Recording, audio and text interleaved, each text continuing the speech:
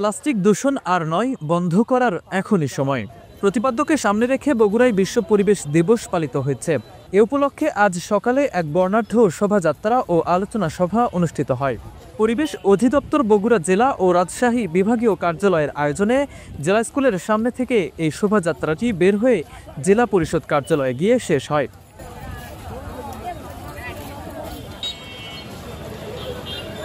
পরে জেলা পরিষদ অডিটোরিয়ামে আয়োজিত আলোচনা সভায় পরিবেশ অধিদপ্তরের রাজশাহী বিভাগীয় কার্যালয়ের পরিচালক আহসান হাবিবের সভাপতিত্বে অনুষ্ঠানে প্রধান অতিথি হিসেবে উপস্থিত ছিলেন বগুড়ার অতিরিক্ত জেলা প্রশাসক মিসবাউল করিম।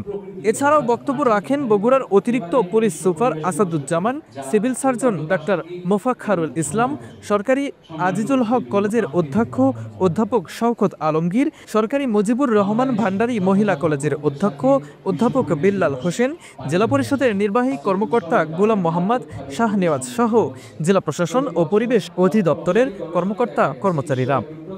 জুলাই মাস থেকে এবছরের জুন মাস পর্যন্ত বগুড়া জেলা প্রশাসনের সার্বিক সহযোগিতায় প্রায় 32,000 কেজি পলিথিন জব্দ করা হয়েছে এবং 4,95,000 টাকা জরিমানা ধার্য করা হয়েছে।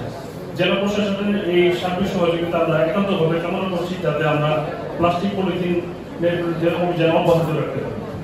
পলিথিন ব্যবহার কমিয়ে আনার জন্য আমরা বিভিন্ন কার্যক্রম চালিয়ে যাচ্ছি। পলিথিন ব্যবহার হ্রাসকরণ পরিবেশ অধিদপ্তর একার পক্ষে সম্ভব না। প্রতিবছর 5 জুন বিশ্ব পরিবেশ দিবস পালিত হয়, কিন্তু এবার ঈদুল আজহার ছুটি থাকায় দিবসটি 25 জুন পালিত হলো।